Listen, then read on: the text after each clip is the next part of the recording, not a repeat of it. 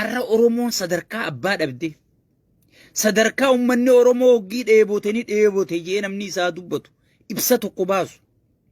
Sadarkaa hoggii ummanni Oromoo du'e namni tokko du'e jiru. Ka abbaa gadaa ajjeese bar amma qaaniin beekaa bar. Hin dubbatin naan janiitiin use malee eenyu ka abbaa gadaa mootummaa keessa ajjeese bar mootummaa Oromiyaati ta abbaa gadaa ajjeefte bar. Sidhiifna siif baddi si fakkaate. Siif baddi si fakkaate. Shanee ajjeese. Annoo. Kijiba walitti naasoyin. Shaneen ajjeefte hin jirtu jechuudha. Abbaa gadaa to'annaa jala oolee eega abbaa gadaa to'annaa jala oole booda namni ajjeese mootummaa Oromiyaa keessa jira jechuudha. Sigale. Ana khalikkii sitti himu jiru. Ana ka abbutaati. Khalikkii sitti himu jiru. Sigale. No akkanaan wajji deemuun hin danda'amtu. Biyya bar abbaa isaaye sifaat naggaa abbaa isaayeetiin jaami sifaat naggaatii fi wayyaanonni akka Ibrahim Balaayifaan ka gartee Oromoo duguggachuu ture. Ka Afrikaa guutuu fixuu ture. Keessatti qabamanii seera dhiyaatanii abbaa gadaa eega to'annaa jala oole deeggaraa badhaadhinaa ta'uu osoo beeytanii nama ajjeesee jira bar. Shaneen ajjeefte hin jirtu abbaa gadaa. Tanarratti abadan an sheekka abbutaa wanni kana jaamu hin jirtu yaa hatticha. Shaneen ajjeefte hin jirtu. Amma kaleessa hoggii isaan OBN gubbaa uummatarra baacan. Hattoota dhabamsiisuuf yaana. Kira sassaabdota dhabamsiisuuf yaana. Hattuu dhabamsiisa. Yaa hattu. Hattuu dhabamsiisa. Mee hattuu dhabamsiisa naa himi. Hattuu dhabamsiisa. Siit dhabamuu ta'a. Sigale. Siit dhabamuu ta'a.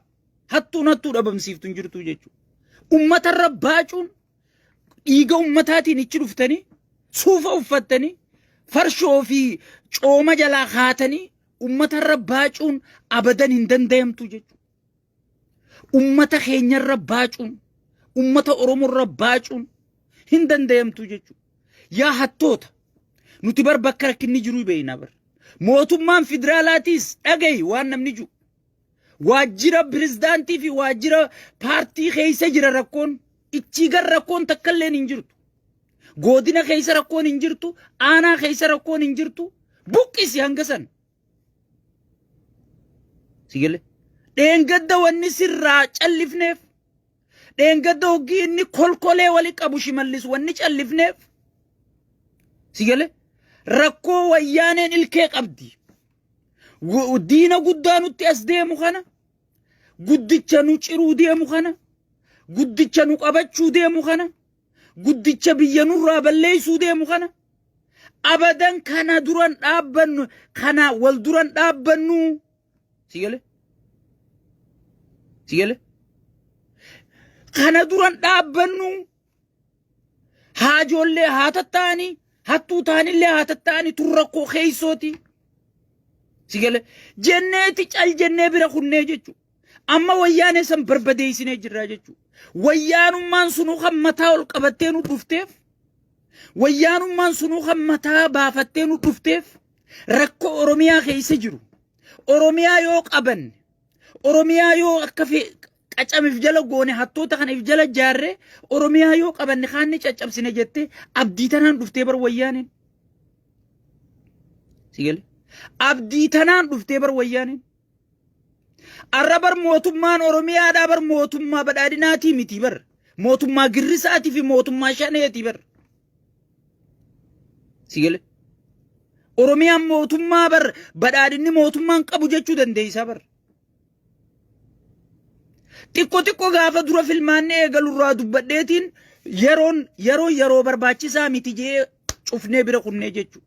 Amma garuu walitti hin dhiifnu jechuudha. Eenyukka tiraantiramma uummataan sobu jirtan kana eenyukka sheeriidhaan galchu jiru nuti ni beeynaa bar. Uummanni wayi nurra daldaladhaa isiniin jee. Nuuf daldala jee malee wayi nurra daldaladhaa isiniin jee.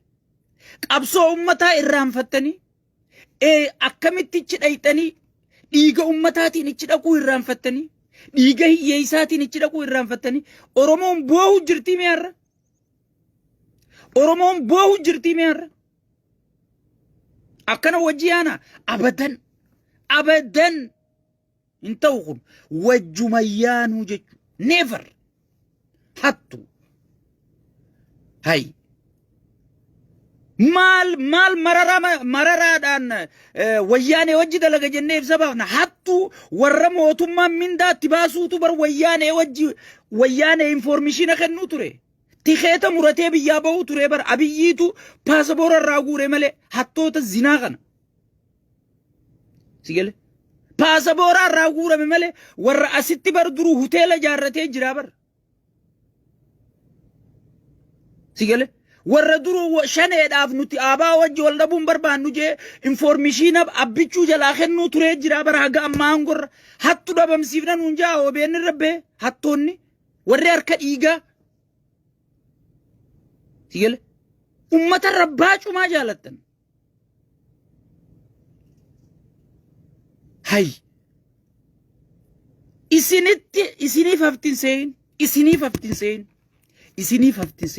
isini qophaawaa jira dhiirti dhiira ilmi ammaxalii isini qophaawaa jira yaa fincooytu hattu isini beere keessanuu ajajuu hin dandeenye kana dhiisi wayyaanee addunyaa kana goote sanuu Abiyyi Ahmad qiletti isinaqe isinitti haftin seen isiniif haftin seen eenyu khebbeena eenyu kabbaa gadaa ajjeese beena abbaa gadaa karrayyuu eenyu karashane beena sigale shane rashan tanjirtu ana de garaa badhaadhinaati information san isini kannaa jiru shane rashan tanjirtu eega inni to'annaa jala oolee qaban booda rashananii jechuudha karashane mootummaa naannoo Oromiyaati kijibdu sigale wanni isin kana gootaniif akka Oromoon mootummaa rakkaatuuf isin beeynaa bar shane wajji dalagu jirtan akka mootummaan akka wayyaanee wajji wayyaanee as deemu jirtu tan wayyaanee dhufaa jirtu tanaa wajji akka Oromoon dhaabbattu Oromoo gowwa seetanii ummanni Oromoo smartii bar waan isin Abiyyi irra dalagu jirtan takka beekaa bar waan isin waajjirri pirezidaantiitii fi waajjirri badhaadhina paartii badhaadhina Abiyyi irra dalagu jirtan waajjira lamaan tokkichi san keessa qofa rakkoon jirti anaa isinii uummata Oromoo waajjira pirezidaantiitii fi waajjira paartii badhaadhinaa keessa bakki rakkoon jirtu bakka takkitti san buqqifnaan Oromiyaan laal jannata gana walaa ka hidhamee ni baha walaa ka gartee baqate ni deebi'a dubbiin Oromoodhaa laal daymaa fi dhadhaan siin je anaa sii hima akka Oromoo waliin taane ka hidhaa jiru ka hidhaan baane ka baqatee biyya alaa jiru kan galle